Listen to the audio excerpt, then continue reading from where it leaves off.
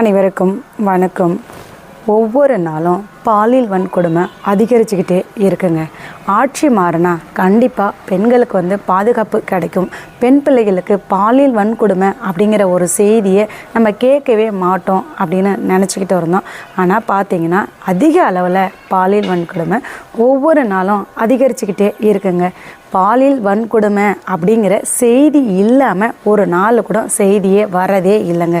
ஒவ்வொரு நாளும் செய்தியில் இது தாங்க தலைப்பு செய்தியாக இருந்துக்கிட்டு இருக்குது. இது போல தான் நம்ம வீட்டு பெண் பிள்ளைகளுக்கு ஒவ்வொரு நாளும் பாதிப்பு அடைஞ்சிக்கிட்டு இருக்குதுங்க. இப்போது 2 நாளைக்கு முன்னாடி பார்த்திங்கன்னா சிதம்பரம் அருகே ஒரு தனியார் பள்ளிக்கூடத்தில் 3 வயசு பெண் குழந்தைங்க. அந்த குழந்தைக்கு என்ன தெரியும் சொல்லுங்கள் பார்க்கலாம். அந்த குழந்தைய அந்த பள்ளி நிர்வாகத்து உரிமையாளர் பாப்பாவை பாலியல் வன்கொடுமை பண்ணியிருக்கான் அந்த காமக்கொடூர பிசாசு. உடனே குழந்தையோட பெற்றோர் புகார் கொடுத்துருக்காங்க. இந்த மாதிரி பாப்பாவுக்கு இப்படி ஒரு கொடுமை நடந்திருக்கு அப்படின்னு சொல்லி காவல் நிலையத்தில் புகார் கொடுத்துருக்காங்க. உடனே போலீஸ்காரங்க என்ன பண்ணியிருக்காங்க அப்படின்னா பெற்றோர் கொடுத்த அந்த புகாரை ஏற்றுக்கிட்டு பள்ளி உரிமையாளரை உடனே மருத்துவ பரிசோதனைக்கு அழைச்சிட்டு போயிருக்காங்க. மருத்துவ பரிசோதனையில் என்ன நடந்தது அப்படிங்கிறது இது வரைக்கும் தெரியலைங்க. ஆனால் போலீஸ்காரங்க தக்க நடவடிக்கை சரியான முறையில் எடுத்திருக்காங்க பெற்றோர் கொடுத்த அந்த புகாரின் பெயரில். ஆனால் நம்ம வழக்கில் பார்த்திங்கன்னா இது நாள் வரைக்கும் போலீஸ்காரங்க என்ன நடவடிக்கை எடுத்திருக்காங்க சொல்லுங்கள் பார்க்கலாம். பாப்பாவுக்கு 17 வயசு தான் நடந்திருக்கு.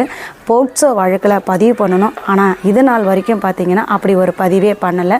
அது மட்டும் இல்லாத பள்ளி உரிமையாளர் மீது இது நாள் வரைக்கும் பார்த்திங்கன்னா எந்த ஒரு எஃப்ஐஆருமே போடலை. நம்ம ஆரம்பத்தில் எஃப்ஐஆர் கொடுக்கும் போதே பார்த்திங்கனாக்க புகார் கொடுக்கும் போதே என்ன பண்ணணும் அப்படின்னா பாப்பாவை பாலியல் வன்கொடுமை பண்ணி தான் இவங்க கொலை பண்ணியிருக்காங்க அப்படிங்கிறது எங்களுக்கு ஒரு பெருத்த சந்தேகம் இருக்குது அப்படின்னு சொல்லி தான் நம்ம புகார் கொடுத்தோம். அந்த பள்ளி நிர்வாகத்துக்கு உள்ளரே பார்த்திங்கனாக்க உரிமையாளர் குடி இருக்கிறாங்க. அவருடைய பையனுங்களும் அன்னைக்கு இரவு அங்கே தான் தங்கியிருக்காங்க. அது மட்டும் இல்லாத அன்னைக்கு இரவு பிறந்த நாள் யாருக்கோ கொண்டாடி இருக்கிறதா சொல்லியிருக்கிறாங்க. அது மட்டும் இல்லாத அங்கே காண்டம்ஸ் இருந்துச்சு இப்படிங்கிற பல தகவல் இருந்திருக்கு. ஆனாலும் போலீஸ்காரங்க யாராவது அழைச்சிட்டு போய் மருத்துவ பரிசோதனை செஞ்சுருக்காங்களா நம்மளுடைய வழக்கில் சொல்லுங்கள் பார்க்கலாம்.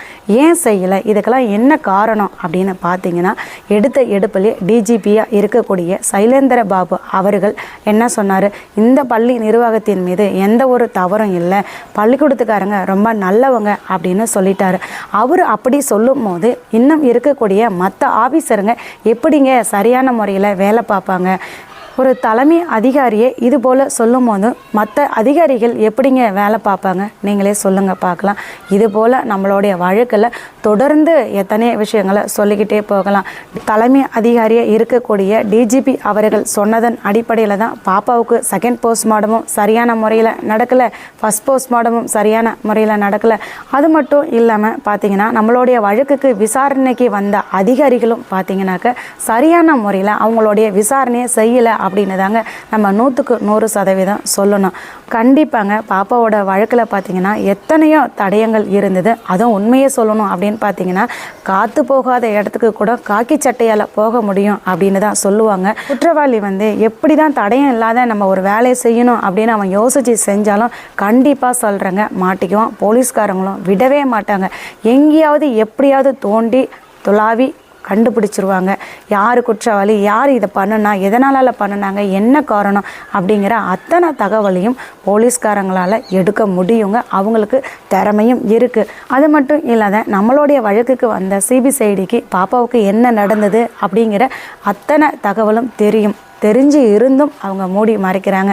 மூடி மறைச்சதுக்கான காரணம் என்ன அப்படின்னா கண்டிப்பாக டிஜிபி அவர்கள் சொன்னதன் அடிப்படையில் தான் ஒரு தலைமை அதிகாரியே இப்படி சொல்லிட்டாரு, இனி நம்ம எதுவும் கண்டுபிடிக்க கூடாது அப்படிங்கிற முழு நோக்கத்தோடு தான் நம்மளுடைய வழக்கை நடத்தி முடிச்சுட்டு போனாங்க.